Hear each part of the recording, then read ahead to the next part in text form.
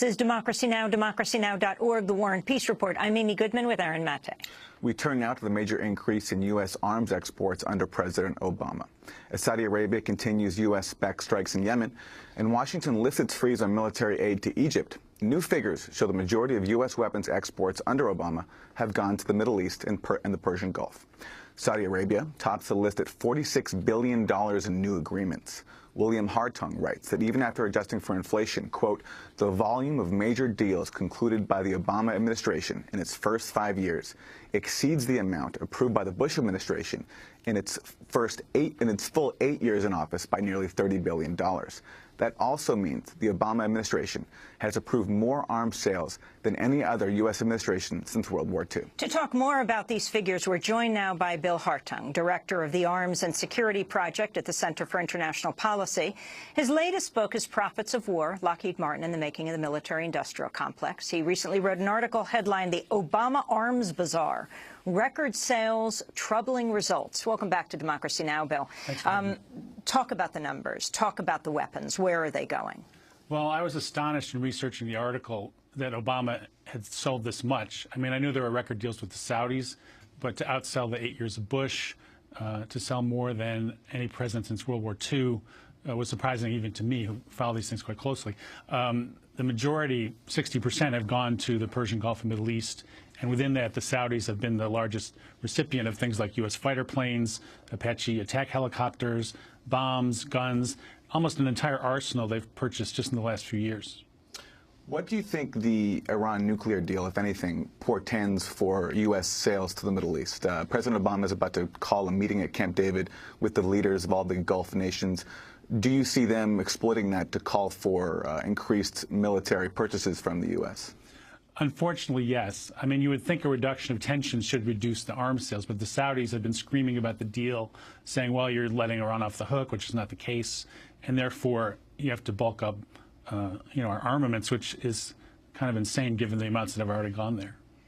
So how does the Obama administration spending on military weapons, and is it the Obama administration spending money on military weapons or just allowing the weapons to be sold to these countries? And how does it compare to the 2 terms of the George W. Bush administration? Well, primarily these are sales because the Saudis and others in the Gulf can afford them. The exceptions being aid to Egypt and Israel, which are the biggest recipients of U.S. military aid. Under Bush, they sold about $30 billion less than the $169 billion of the first 5 years of Obama. So already in 5 years, he's outsold what Bush did in 8 years. And what does this mean for war in the world? Well, I think we're seeing the results now. As they mentioned in the prior segment, Saudi Arabia is using U.S. weapons to bomb Yemen. Civilians have been killed. Egypt is not exactly a democratic regime, as we know. Now they've opened sales again to them. They've supported dictators for many years prior to Obama, which helped, on one hand, spark the Arab Spring, but also has armed the counterattacks by places like Egypt and the Saudis going in to crush democracy movement in Bahrain, along with the government there. So it's been a force, a negative force for many years, but I think it's spinning out of control now. And your piece also points out that it's not just U.S. arms going to regimes. When countries go haywire and into chaos, like in Yemen, Iraq, and Syria, U.S. weapons end up in the hands of militants. Exactly. We don't know the full numbers, but in Iraq, the security forces abandoned large amounts of weaponry to ISIS. U.S. armed rebels in Syria, armed by the CIA, went over to join ISIS. There's $500 million missing of weapons in Yemen. Some think it's gone to the Houthis. Some think it's gone to al-Qaeda in the Arabian Peninsula. Of course, there's arms on both sides because the government and the forces have split in this war. So it's quite possible every side of that war in Yemen may have some level of U.S. weaponry. So it's really gone haywire. It's sort of what I call the boomerang effect when U.S. arms end up in the hands of U.S. adversaries. I'd like to ask about a recent exchange between Deutsche Bank analyst Miles Walton and Lockheed Martin chief executive Marillyn Hewson during an earnings call in January. Financial industry analysts use earnings calls as an opportunity to ask publicly traded corporations like Lockheed about issues that might harm profitability. Hewson said that Lockheed was hoping to increase sales and that both the Middle East and the Asia-Pacific region were, quote, growth markets. Even if there may be some kind of deal done with Iran, there is volatility all around the region, and each one of these countries believes they've got to protect their citizens, and the things that we can bring to them help in that regard. So similarly, that's the Middle East, and I know that's what you asked about, but you could take that same argument to the Asia-Pacific region, which is another growth area for us. A lot of volatility, a lot of instability, a lot of things that are happening both with North Korea as well as some of the tensions between China and Japan. And so in both of those regions, which are growth areas for us, we expect that there's going to continue to be opportunities for us to bring our capabilities to them. During the phone call, Lockheed CEO Marilyn Houston, who you're just listening to, also noted 20% of Lockheed's sales in 2014 were international, that is, to non-American customers. She added Lockheed has set a goal to get 25% over the next few years. Can you talk about the significance of this, Bill Hartung? Well, there's been a slight blip in Pentagon procurement. It's still quite high, but the companies need to grow constantly. And so they're looking to up foreign sales to make up for any reductions at the Pentagon. And as we heard in the clip, they're looking to areas of conflict. And it's not surprising, but I'm surprised that she said it so explicitly. She was asked about the Iran question, would that depress the market?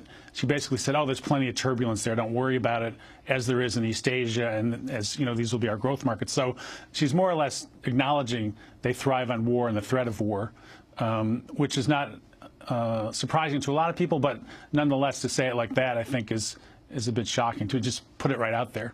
I want to ask you about drones. Earlier this year, the White House announced it will allow foreign allies to purchase U.S.-made armed drones for the first time. Under a new policy, American firms can sell their drones abroad, but will be subjected to a case-by-case review. Talk about this policy. You were very critical of it. Yes. I mean, it's got some rhetoric that makes sense. You can't use these drones to repress your own population, for illegal surveillance, to attack your neighbors. But as we've seen in other cases, once they're sold, very little control over how they're used. And given the regimes in the Persian Gulf, they've already sold unarmed predators, or about to UAE. So it's quite possible we'll see, in the context of the war on Yemen, perhaps armed drones sold to some of these countries.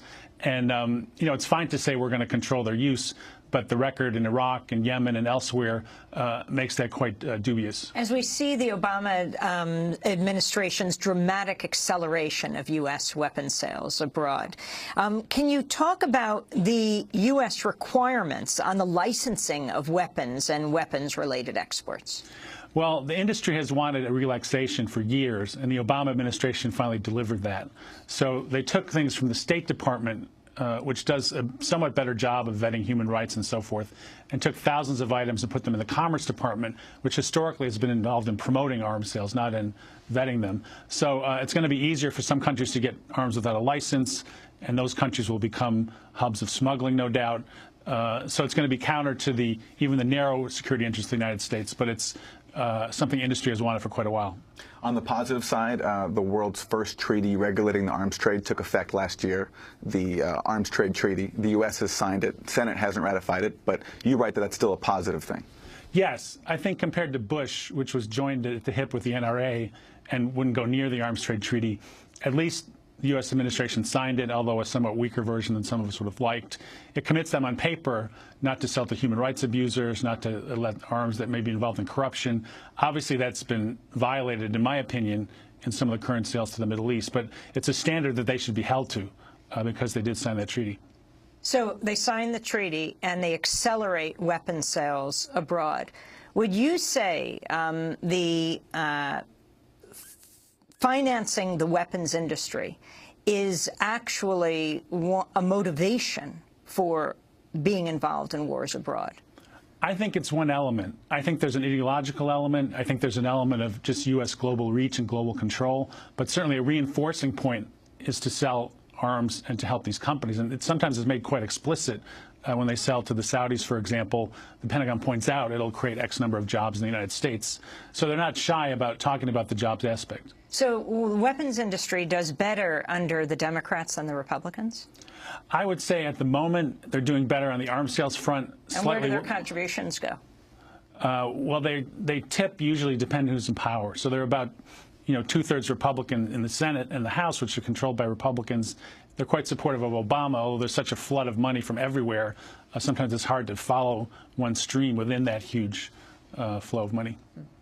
Well, we want to thank you, Bill Hartung, for being with us. Final question, what are you recommending? Well, I think the Obama administration should live up to its principles on the Arms Trade Treaty. I think Congress should take a closer look at some of these sales, speak out against them. I think civil society groups which oppose this should make their voices louder, because in many cases, most Americans don't even know this is happening. Bill Hartung is director of the Arms and Security Project at the Center for International Policy. His latest book, Prophets of War, Lockheed Martin and the Making of the Military-Industrial Complex, will link to his piece, The Obama Arms Bazaar, Record Sales, Troubling Results. When we come back, we look at the drought in California. What does it have to do with animal agriculture? What does it have to do with eating meat? Stay with us.